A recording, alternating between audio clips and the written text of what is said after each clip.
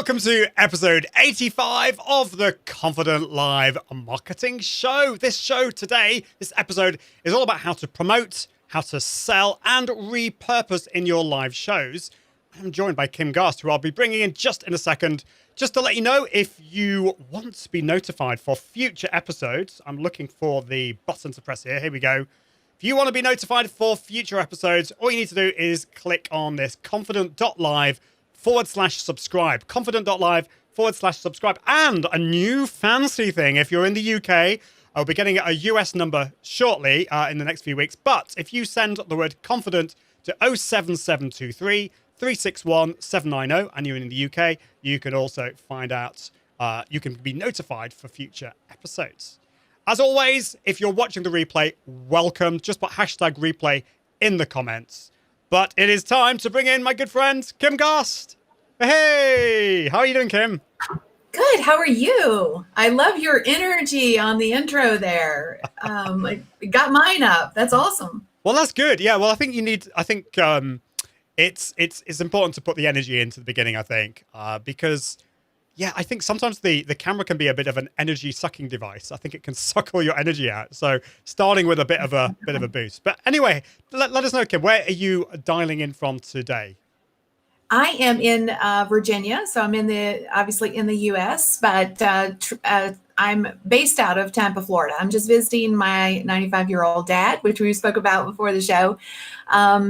He had a spill a few weeks back, and so we're taking care of him, trying to get him back on his feet. That's great. And obviously moving places. We can maybe talk about this, but obviously, you've got a studio set up at home or in your home office, and changing that, and then different internet connections. Sometimes you can have challenges. But that's yes, I have had challenges this week. The only guarantee with live video is that you almost can always run into something unexpected. Like it's almost guaranteed. Sometimes there are things that no one but you notices because you're behind the scenes. But sometimes they're obvious. Like it's fall on your head or, stuff that you just can't hide. Well, I might be asking you, I hope you're okay with this, if you have had any live video disasters, but we'll do that when the main show starts, because we all have those from time to time, and it's good to learn from those. But that's great. And just out of interest, because on the podcast, I do a little theme song every week for my guests. And I don't know if you know about this, but there will be a theme song for you, Kim, when the podcast comes out. So my question for you is there a particular style of music that you particularly like, or is your taste quite wide ranging? I am pretty eclectic. I grew up probably more with the country western theme, but I love traditional rock as well, and I love rap as well. If I didn't have to listen to the words sometimes get me, but outside of that, I really do like the music. It gets me moving. I love it. Excellent. Love to hear that. Well, I'll see what I can come up with. I can see there's some wonderful people watching. I can see Tim Sawn, Scott Ayres are here. If you are watching live or watching the replay, just let us know that you're here. And if you've got any questions for Kim or myself today, whether it's to do with promotions, selling, repurposing, or anything else, just put it in the comments. And I can't wait to get back to those comments. But it's time to get on with the main show. So I'll see you just after this.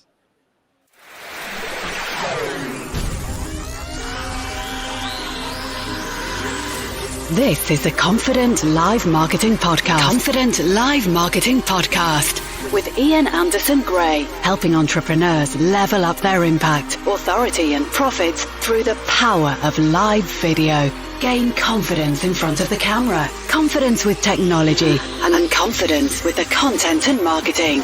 Together, we can go live! Hello, it's Ian Anderson Gray here for episode 85 of the Confident Live Marketing Show. Welcome. Live shows can be, in fact, they are content power machines. They are amazing for that brand awareness, growing your brand awareness, as well as community growth and audience growth. Well, in today's show, I'm really excited to be joined by the amazing Kim Garst. I've known Kim for over 5 years, and she's a world-renowned marketing strategist. In today's show, we're talking about promotion and selling and repurposing your live video shows. You'll be able to promote your live shows to a wider audience, sell without being cringy, and repurpose your shows.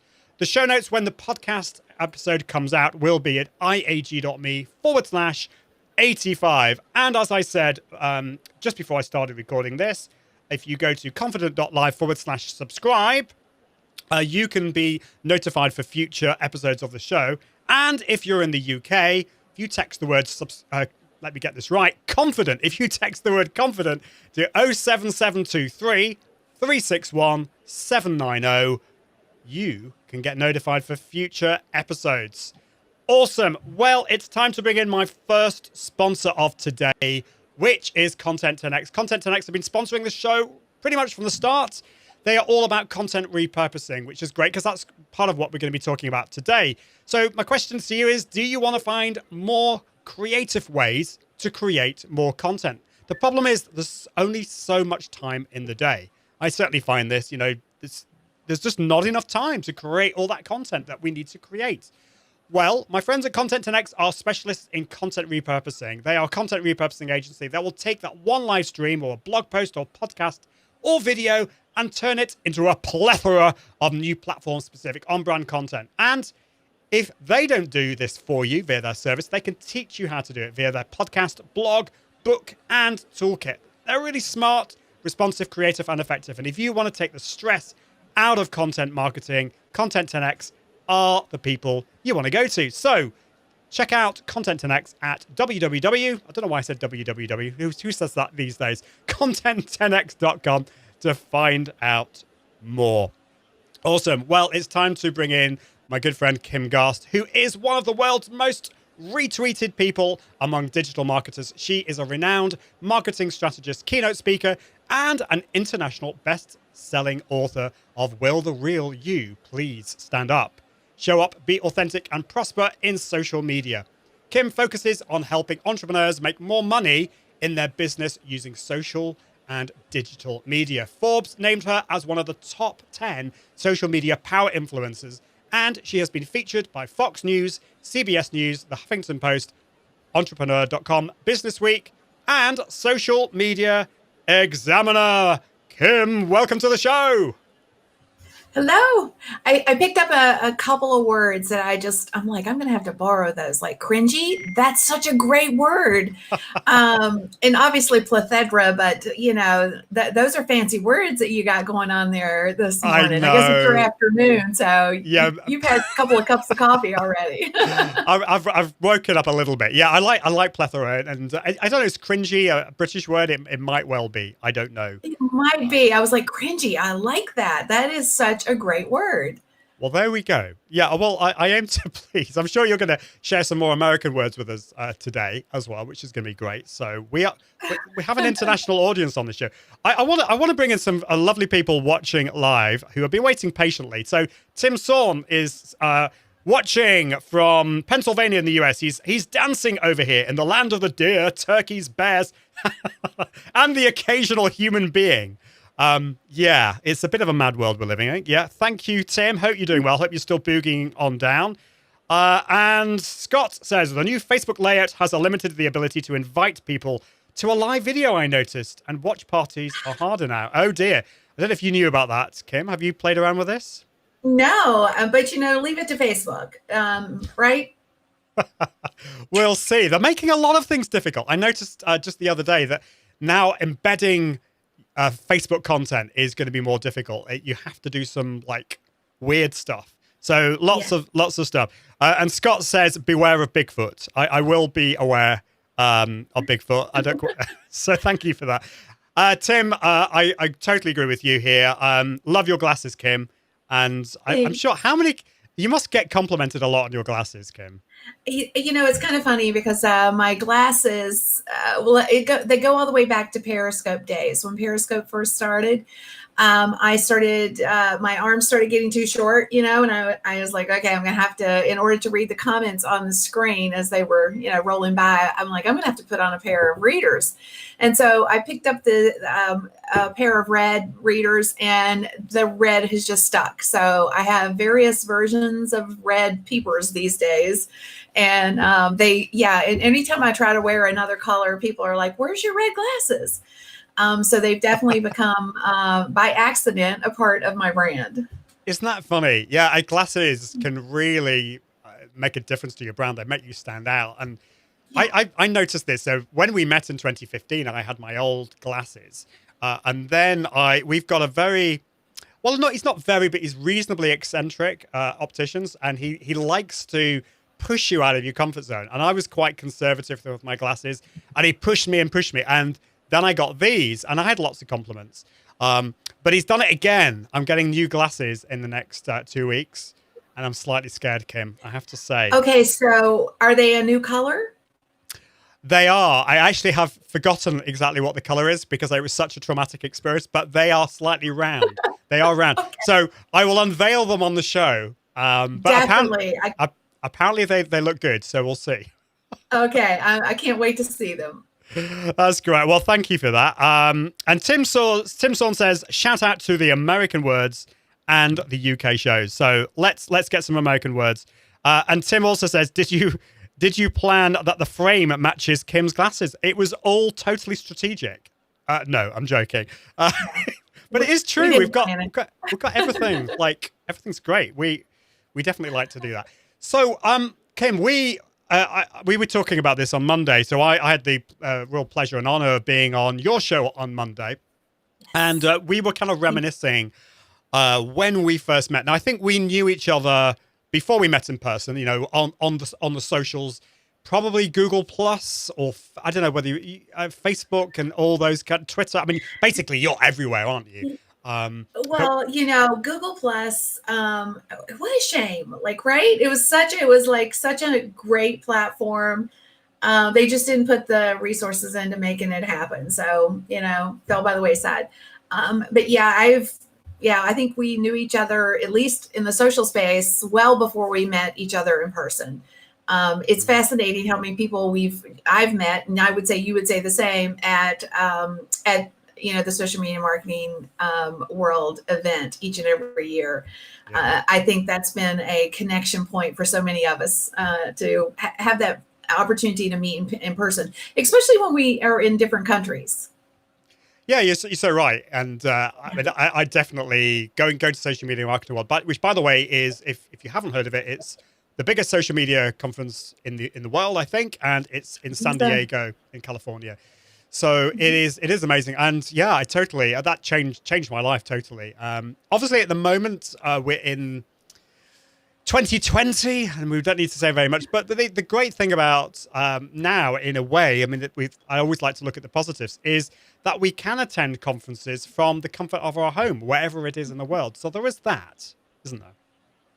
And that is a positive thing. I mean, it's been really fascinating to watch people pivot and innovate around this, the times we're in. Obviously, COVID times has been hard, but, again, the innovation and all those things, that genie is not going back in the bottle. So I think there's going to be a lot of positive things that come out on the other side of this. From an education perspective in particular, because I think a lot of teachers and people who are knowledge-based and sharing knowledge have had to figure out other ways. And even corporate America, or corporate everywhere for that matter, have realized that, their workforce can be productive from home. So what's that going to look like going forward? It's going to be interesting. Interesting is the word. But I do think that live video is going to be part of this. And I mean, live video usage, I'm sure you would say the same, Kim, at least from my point of view, has really rocketed, and so many more people doing it. And part of that, I think, is that a lot of people saw the power before all of this madness happened. but there was something stopping them. It was perhaps the fear, or it was this confidence side of things. So I want to kind of go back in time. Let's go back in a time machine, Kim, and see if can you remember the first time you went live? And Yes. can you maybe tell us how you felt? Were you feeling really full of confidence? How did it go? Okay, so the first time that I went live was at Social Media Marketing World. It was the day that Periscope was launched. We just happened to be at Social Media Marketing World. And Donna Moritz and I think you know Donna, we were on our way over to the networking party, on the boat. And we were on one of those little pedal bikes, the dude was pedaling us over. And so we're like, let's just check this app out. Let's figure out what this whole thing. So we had downloaded it. We opened it up. We hit the go live button and I was literally holding my phone like here we go. So I'm trying to make sure you guys can see me, but technically I was I had my phone underneath me. So probably the first thing most people saw was my nose hairs. Seriously, it was that bad.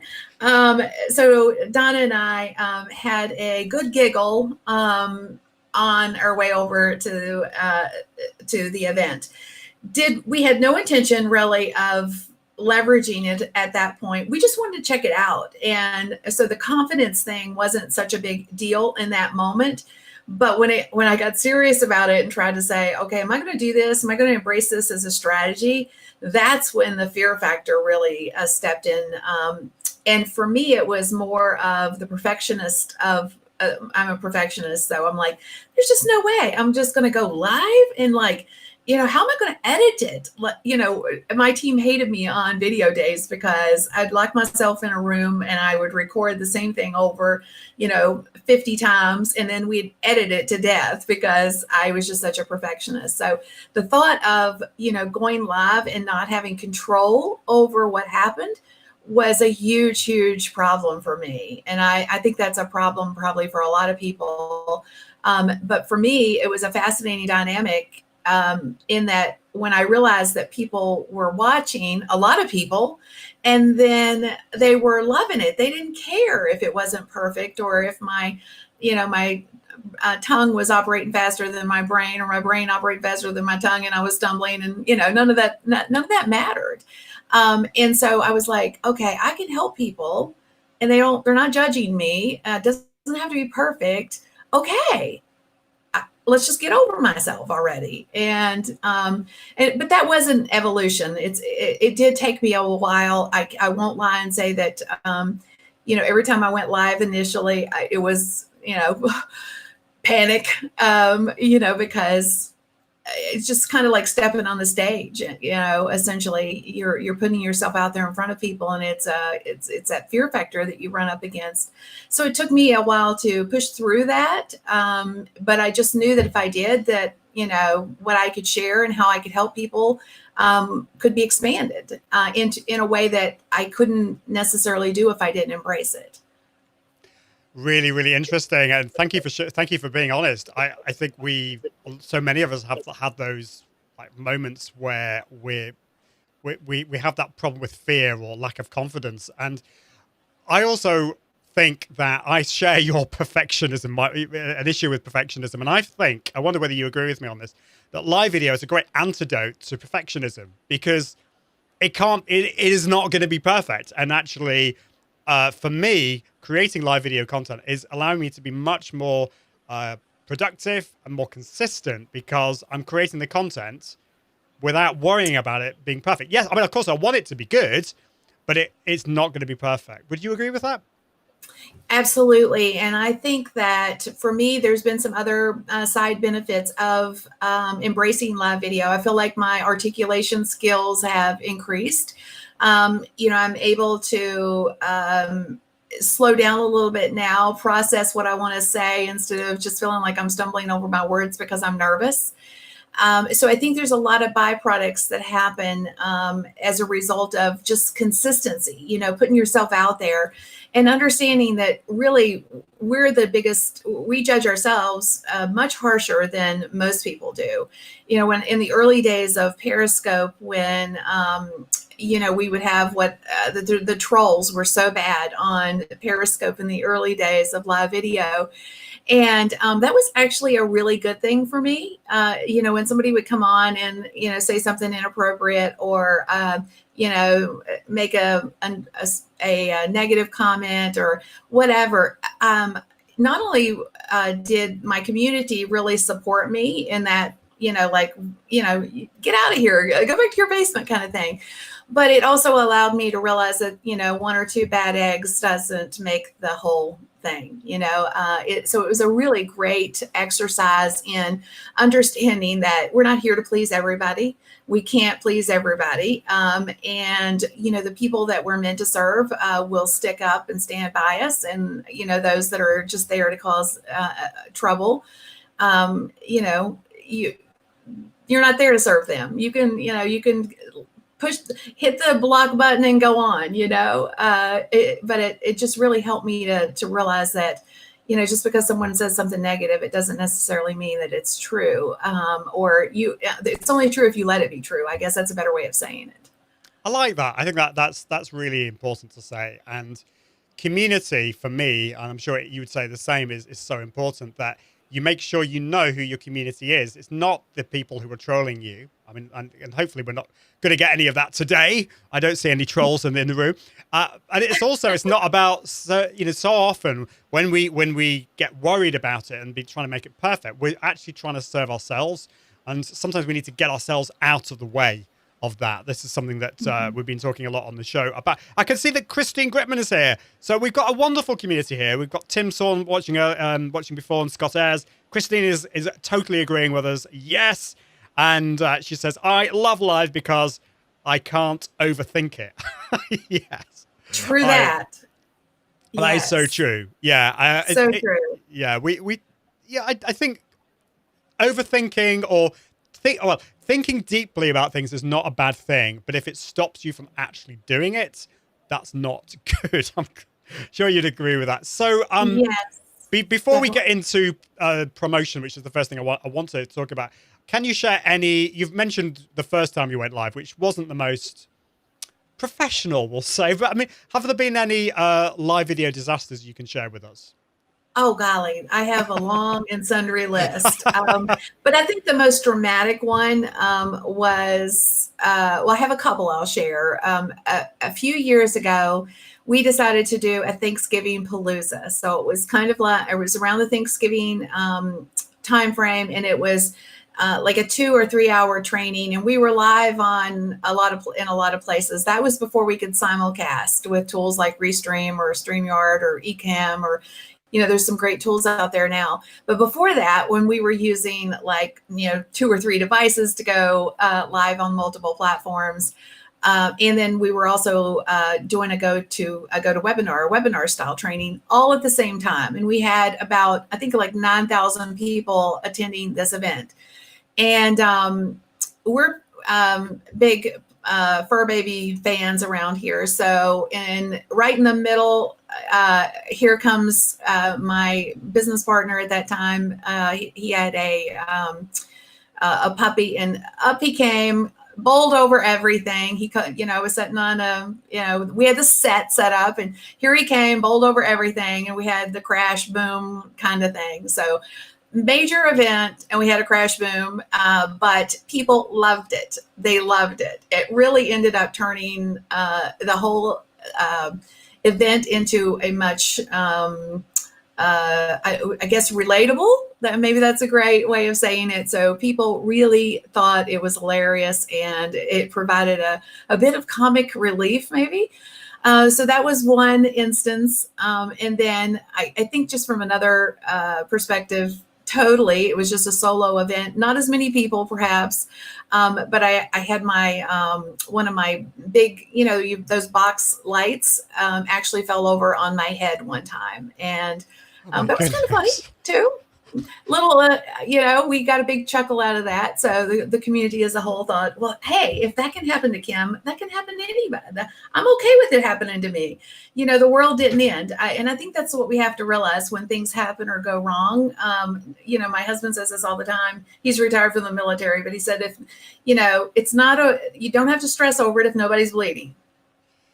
Very, very true. I hope you weren't hurt. I mean, that sounds like horrendous by the light falling on top of you, but obviously not. You're still here today. Yeah. No blood. It was all good. And I think I love the way that you turned something that you probably felt like a disaster, like a puppy, like knocking everything over. And it made everyone's day because it was funny. And so often we're trying to make everything perfect, and that's not what people want. So good reminder to us all, I think. Tim Sorn says, Christine Gritman, now I want coffee and donuts. So a big shout out to Tim and Christine, who have a fabulous live show. Feel free to put your details of your show in the comments. It'd be great to share that out. And also, if you're watching on YouTube and LinkedIn, I know you're watching, but you're being very, very quiet. So do get involved with the conversation. I would love to know what your live video disasters have been. And if you haven't had any live video disasters, maybe that's because you haven't actually gone live yet, or you've not gone live very much. So maybe it's time to actually press that go live button. So one of the big fears I think that people have, Kim, is when they press that go live button, they get nobody watching. That big number that Facebook and other networks give you is a big fat 0, or maybe it's very low. And we had Lou Mangello on the show a few weeks ago and was shared some really good tips about the fact that we shouldn't be looking at that number. We should be thinking about speaking to that one person, which is great. But we still want to be getting more people watching our lives, if we're going to be honest. So any tips on that, on how we can increase the number of people watching, how we can grow our audience on our live shows?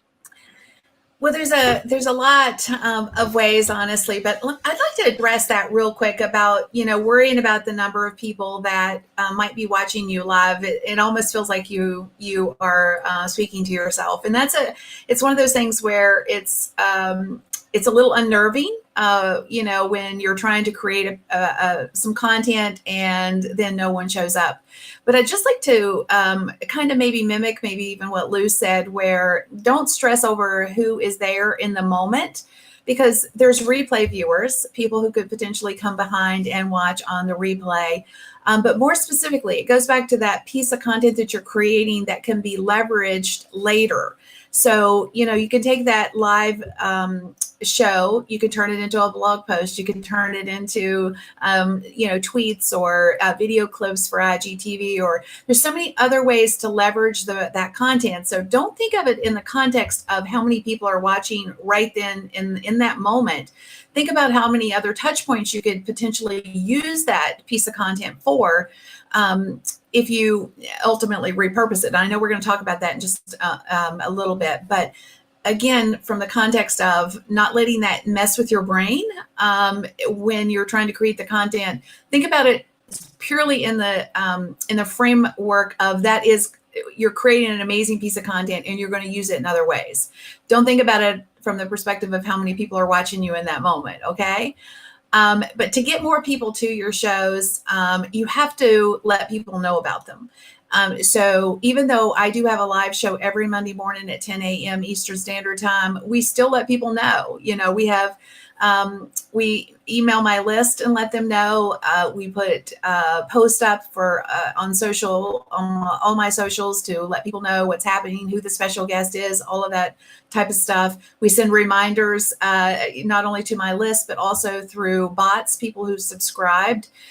So there's a lot of ways that you can draw more attention to and more specifically really market your live show. And then let's say, for example, you might not have a large community, maybe no email list. That means you have to get into other people's communities, and you can do that by, coming on other people's live shows as guests, or participating in, guest blogging, or podcast interviews where you get an opportunity to mention your live show. So there's a lot of ways for you to, again, get more exposure, even if you don't have a large community, or you don't have a big email list yet being the keyword. Yeah, those are really great tips. And I loved what you said before. So important not to focus on the numbers for reasons that, that Lou was sharing, but also you were reiterating there. It's about the community, but also it's about it's also about the replay viewers. You can't see the replay viewers obviously live because they're from the future. So, and there's the repurposing thing, which is I'm so excited about that side of things, which we'll get onto in a bit. So those are great tips. And one thing that I know that Tim does a lot, he goes on, he gets involved with a lot of shows. This is a big comment here, but he's plugging his show with Christine, which on their Facebook profiles, usually 10 a.m. For coffee and donuts every week, and no salesy weirdness, just a fun chat to kick off the week. So I think actually showing up and getting involved with other people's shows as a commenter, but also as a guest is really good. So do you schedule your live videos? We were talking about this just before the show, and at the moment there is some weirdness with Facebook, which I just want to just talk about. The fact that this has been a thing for a little bit of a while on some platforms, on when you broadcast to Facebook, but now it's for everything. If you schedule, you now get 2 posts. You get I think it's called the announcement post, which is, and then when you go live, you get the live post. So you end up with 2, which I hate. I think you don't like it either, Kim. But tell us, do you schedule and maybe tell us it's part of your process of, say for example, you've got a live next Monday. What's the process that you go through to actually promote that to your audience? Yes, so we do schedule, and we schedule, pre-schedule it to Facebook, obviously. I'm with you. I hate that announcement post, the dual post. I think I don't even understand what the purpose of it is, but I won't go there. We also do Periscope / Twitter, whichever one you prefer to call it, and LinkedIn Live, as well as YouTube. Obviously, the YouTube channel and the Facebook post you can see it, which means you can reference it. You can drive traffic to it and that kind of stuff. The Periscope post, as well as the LinkedIn Live, doesn't technically go live until you hit the go live button. So there's no way to have a physical post on those platforms first. So but we do a lot of things once we have scheduled it. Then we, of course, go into promotion mode, where we're marketing the show, trying to get as many people there as possible. And we found that for the most part, our numbers are continuously growing, except on holidays, which I guess a lot of people probably aren't consuming content perhaps on holidays. That makes sense. Yeah, absolutely. Well, that's great. Well, thank you for sharing some of those things. Although Facebook scheduling is maybe a little bit not great and buggy, it's still great to be able to send the link out to people. I'm actually testing today. I'm testing not scheduling it and trying a few, because I think for me at least, because live video is my thing, I want to test things out. But I think I would always recommend scheduling, even though there is that buggy thing. And the good news is, if you have been blessed by the LinkedIn gods with LinkedIn Live, LinkedIn scheduling is coming.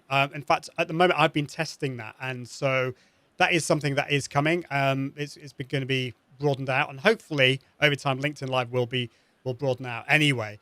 So we've talked about the pre-promotion, Kim.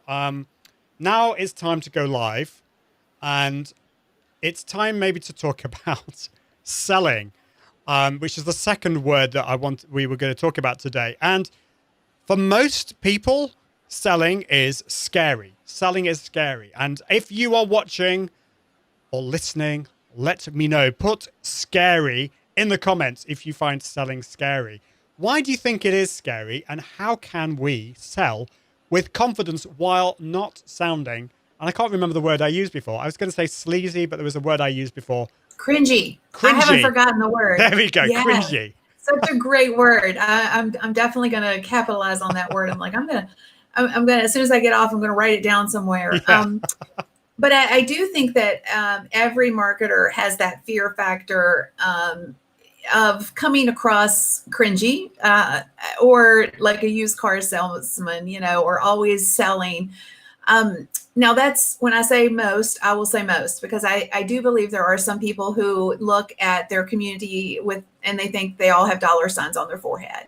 And it comes across, I think, when they're doing their marketing. So there is that style of a marketer. I don't want to be that style of marketer. I would rather, I'm the other one where I do feel a sense of obligation to not come across cringy. I do not want people to think I'm just, out for their dollars, because that's a result of my, what drives me. It's not what I lead with. I'm more about how do I make a difference? And if through that difference, it generates a sale, then voila, perfect.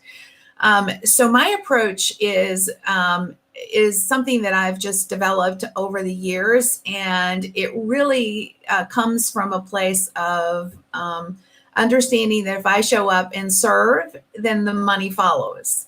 And not in every instance for sure, but that's my end goal. So if I have a training, or if I have a course that I'm getting ready to sell, how can I show up with value? And then, if I've convinced people that what I've shared with them is value-based enough, then when I make an offer that's going to give them more value, they're more likely to spend money with me. So that's my approach. I'm always about how can I make a difference and change someone else's life or business around whatever it is that I'm trying to sell. So for me, it's about the transformation, and I try to paint that transformation as good as I can on the front side, and lead with that.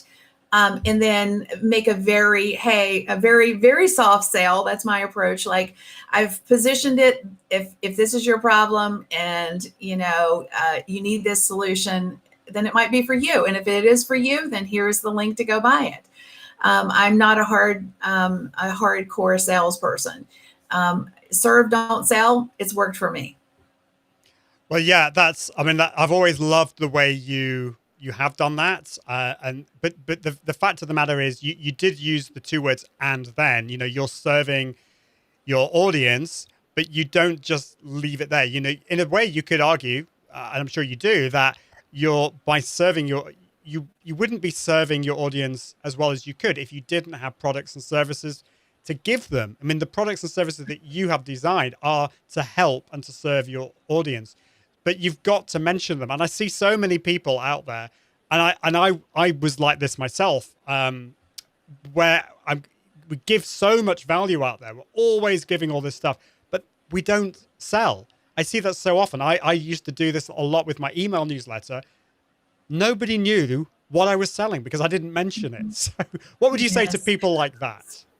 Well, this is kind of the interesting dynamic when it comes to selling online. You really only need two things to sell online, and that's something that people want, a product or service that people want, and then you have to match it up with the people who want it. Now, that seems simplistic, right? It's like, okay, that makes sense. Like, I can't sell cat food to dog lovers if they don't have a cat. Then how am I going to sell cat food to somebody who's got dogs? Yeah. But the misconception and the fall down, if you will, for us as business owners is that we don't go after the traffic. We have a great product or service, but we're not putting it in front of the people that want it consistently. So when we wake up every day, we need to realize that we have something that can help someone. And if we don't do our part to put it in front of them, then we are doing that person a disservice.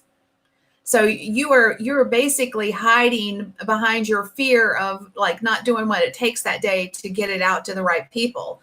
And we need to realize that even though that is a sales function, we are we're hiding our light and our under a bushel just because we've got a problem with, doing the work, or, finding the right people, or doing the marketing, or paying for our marketing, or whatever. You have to have a traffic source of the right people in order to sell your stuff. And so it's something we have to do. You can't sell what you don't market. And that means that consistency every day. How do you put your solution in front of the person that needs it? I think we could almost leave the live show there, because just that little bit that you shared with us is kind of tough love, but it's so important. We need to get off our backsides, and we need to do some of that work. It might start with that mindset shift. And that was certainly the case with me. I needed to work on some things that were going on up here. But then we also need to produce products that are going to be good for our audience, but we also need to promote them. So we talked about the promotion. We've talked about selling, and we're going to be talking about repurposing. I mean, we could spend a whole show on each of these. But I can see that Brian Schulman is here. Great to see you, Brian. Hope you're doing really well. Watching on Facebook, saying, looking good, Ian. Thank you very much. I do try my best. I love it. And we've got another one. Brian also says, love the glasses, Kim. There we go. You see? Yeah, the that's glasses. awesome. Thank you, Brian. I think this is basically the answer to everything. The answer to sales, answer to promotion, answer to repurposing is get really cool glasses. No, I'm joking. But it might be. I mean, it might well be that.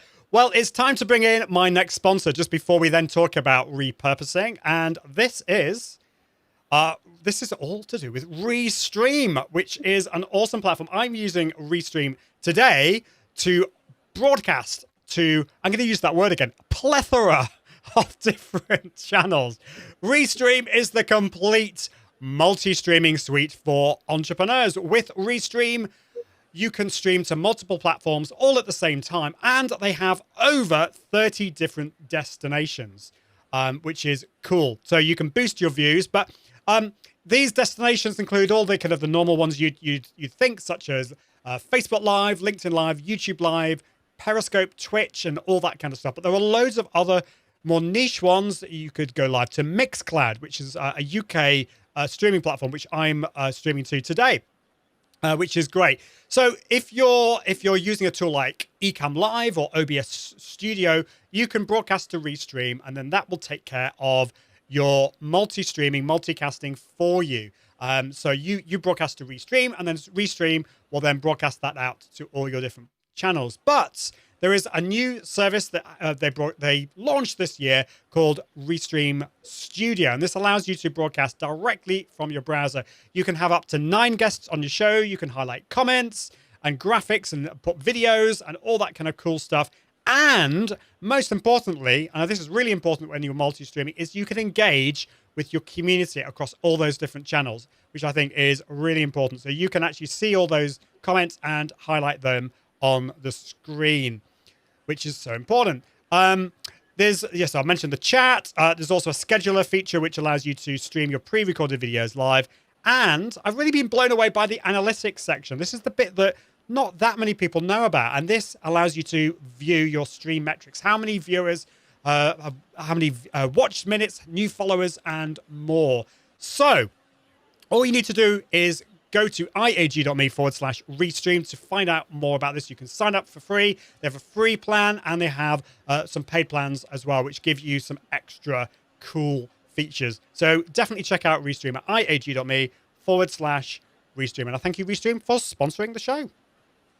Awesome. Well, it's time to get on with talk about repurposing. I can just see a comment here. So, this is cool. So Sasha Lydiard has been helping me with my Facebook Messenger bot. She's an awesome bot person. And she says, just taken your Pinterest video pin challenge, Kim, on the recommendation of one of your biggest fans, Mindy Brodsky. It was excellent.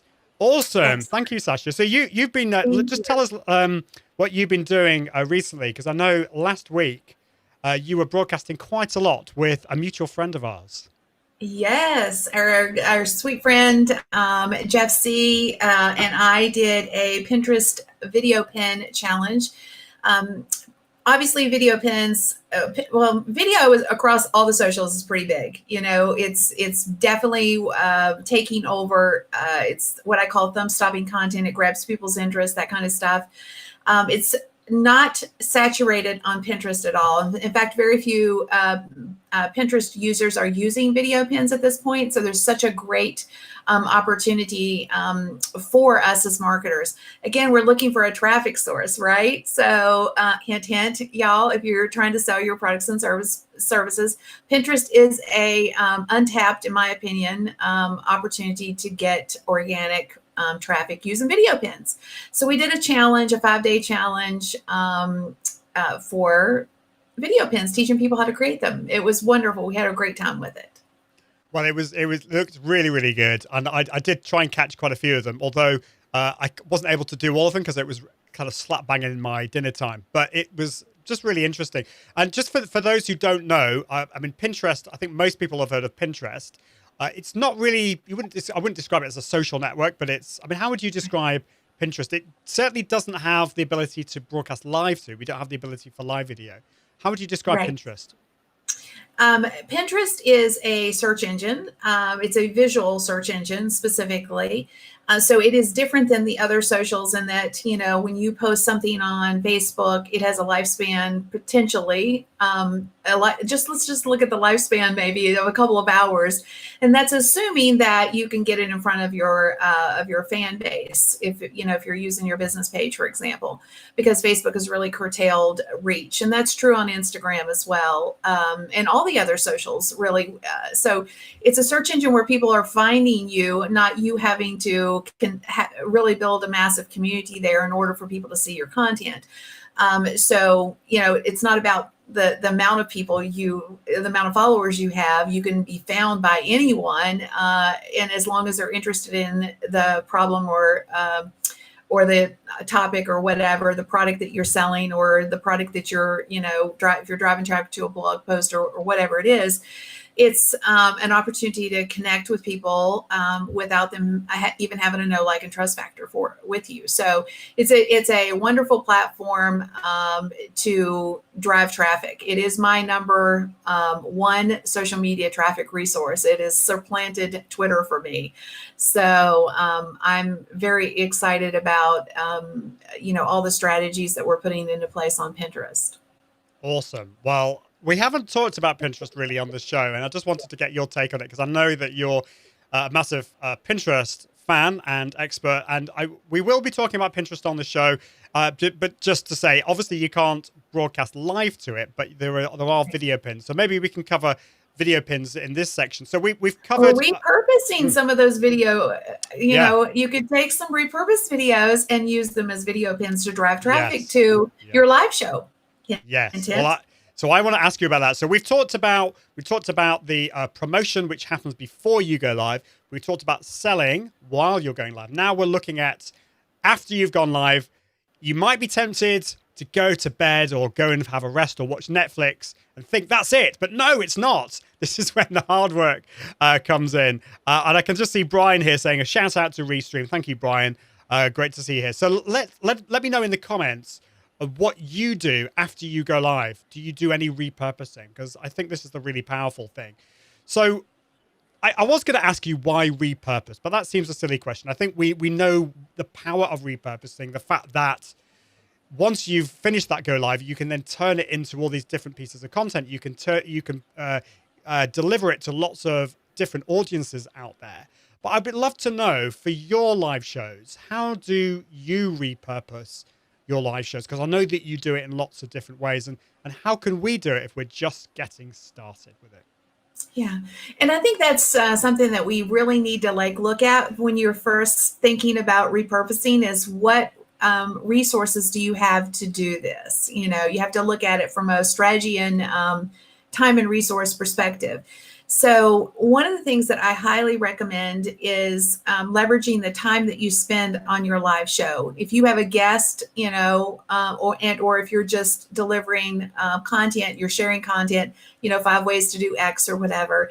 Both of those instances are very rich in content, which means that you have an opportunity to transcribe that and turn it into a blog post, for example, or you could strip the audio off of it and turn it into a podcast like Ian does. So those are high value opportunities on the front side.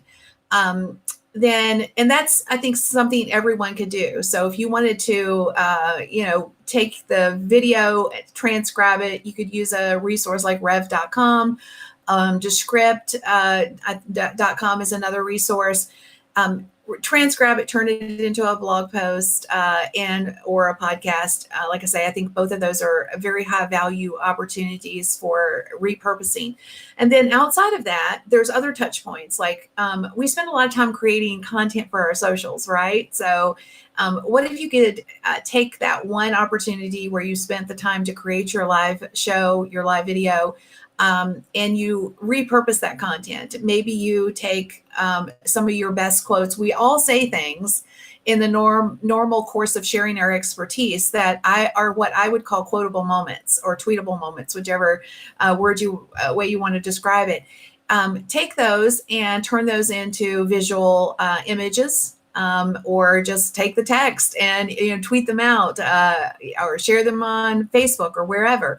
If you want to do both, you could do both because different people are going to resonate with that content differently. Some will be more interested in the text. Some would prefer a visual representation of that quote.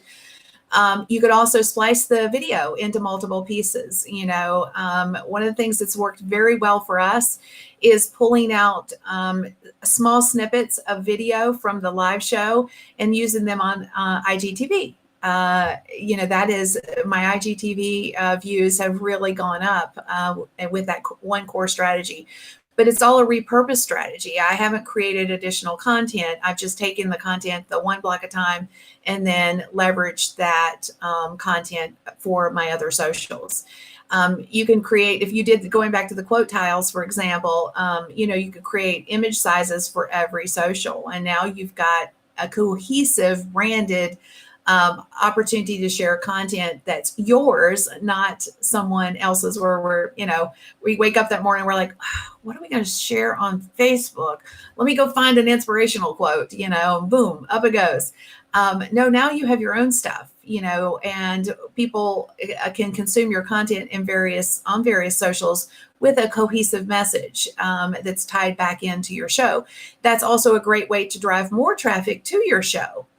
People will ultimately see that content. You could link it back and get more people to come to your next show. So there's a lot of strategies around the repurposing that could really, really take the pressure off of trying to figure out how you're going to create content for all these social platforms and still make money. Yeah, which is kind of what we're wanting to do in our businesses. So that sounds like there's some really, really amazing advice you've given us there. Some people might be thinking, oh my goodness, there's a lot going on there and I don't have the skills. I'm not a video editor. I don't have Adobe Premiere Pro or whatever. Have you got any tools and techniques that we could use that make it easier for if we don't have those skills? Yes, there's a lot of resources out there to include your original sponsor that you mentioned on the front side. But one of the tools that we use, I'll just tell you how we do it and maintain our sanity. We don't use the fancy tools. We use a tool called Descript.com. And the beautiful part about Descript is you can highlight a section of because it'll give you a transcript. You can clean it up, meaning you can take out all of the ums and ahs and the extra words that we say in the normal course of life. So you can highlight those, and with the click of a button, it'll remove them from the entire video. Not only the entire transcript, but also the entire video. So it'll delete those external words from the video.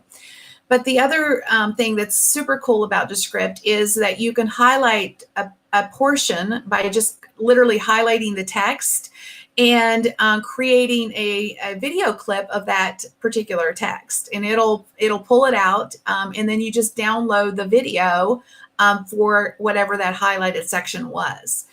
Very quick, very easy way to manage that workflow without, again, pulling out your hair. It's a sweet little tool. If you've not used it yet, I do recommend it. One of the other features it has, which is they've had it since I've been using it, but they've just released it to the public, is something they call dubbing, which gives you an opportunity to, if you misspeak, for example, if you say sprinkle and you meant to say sparkle, you can highlight that misspoken word and type over it. Like if you meant to say sprinkle, you said sparkle, just change sparkle to sprinkle, and it will dub your voice on the video. Which is kind of scary. Yes, but awesome. Yeah. Awesome, but scary. But you're only allowed to use it for your own voice. But that is cool. Yeah, Descript is awesome. I've used it, and it's one of those tools that not that many people know about. So thank you for sharing that, Kim. That's great. And then let me mention one other tool. Yeah, I think please. it's really great. It's a tool called invid.io. So it's for repurposing. I think it would be a really great little tool too for you to maybe check out. It allows you to put some captions on your videos, resize your videos very quickly and easily as well. And you can't necessarily do that with Descript. So just as an alternative, I thought I'd throw that one out there. Yeah, thank you. And we've had Abhilash on the show from InVideo quite a few episodes ago, so do check that out. But that's a great tool. And then for image editing tools, so you mentioned like quotes and images and things like that. What would you use for those? Well, obviously the standby canva.com is a great one. I love easel.com as well. That's another suggestion. I think both of those are most people are probably pretty familiar, especially with Canva.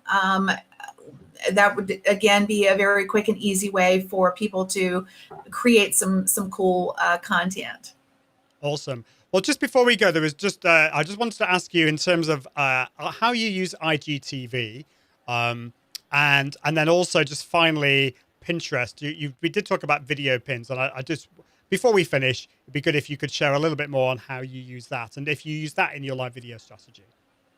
Let me make sure I'm clarifying the question. Are you asking how I'm using video pins on Pinterest, or?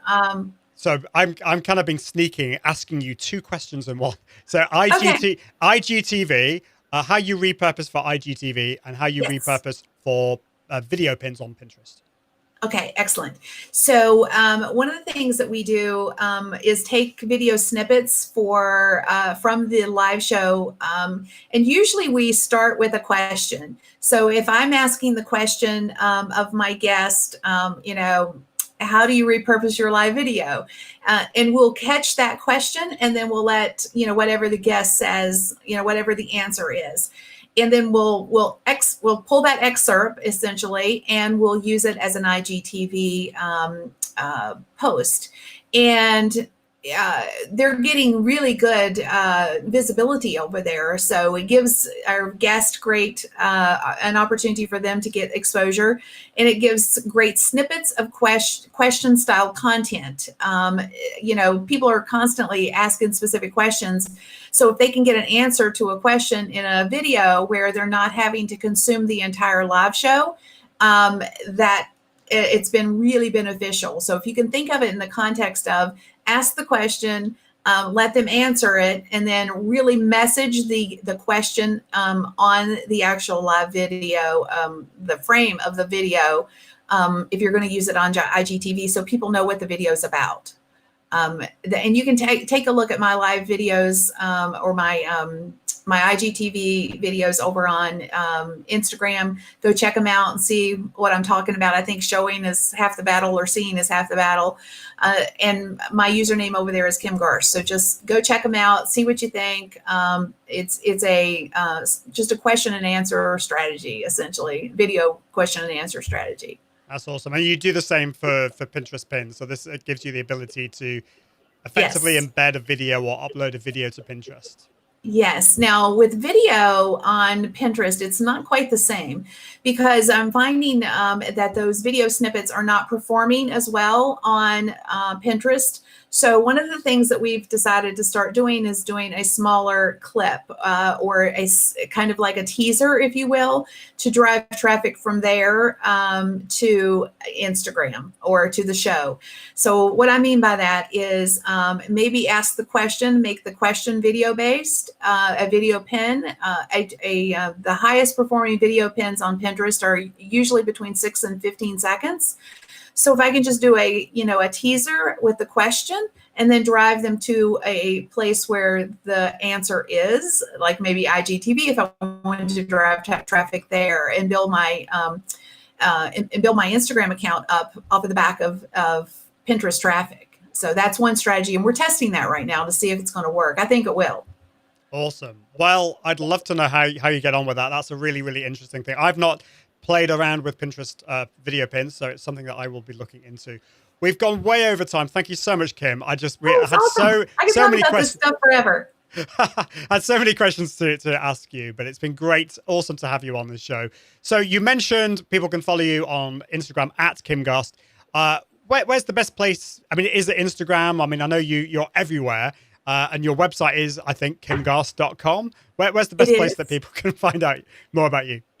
And I would just suggest whatever your favorite platform is, if you want to reach out, definitely do. My username is Kim Garst on all of the social platforms. The only exception to that is, I think, both YouTube and my Facebook fan page is Kim Garst Biz. Otherwise, just reach out, Google me, you can find me. Exactly. That's awesome. Well, thank you so much, Kim. Just to let you know, thank you so much for everyone who's been watching. I really appreciate it. And to let you know, we're live every Tuesday and Thursday across all the socials. As I mentioned before, if you want to be notified, I'm just going to put this up on the screen for future shows. You can subscribe to my messenger bot at confident.live/subscribe, and a new feature for my UK viewers. We'll have a US number soon. If you send the word confident to 07723 361 790, you can also be notified as well. And don't forget that you can subscribe to the podcast. This podcast is actually going out twice a week at the moment, Tuesdays and Fridays. So check that out at iag.me/podcast. But there we go. Well, thank you so much, Kim. I will see you very soon. But until next time, I encourage you to level up your impact, authority, and profits through the power of Confident Live Video. See you soon. Bye. Thanks for listening to the Confident Live Marketing Podcast with Ian Anderson Gray. Be sure to join the community at iag.me, where you can continue to level up your impact, authority, and profits through the power of live video. And until next time, toodaloo.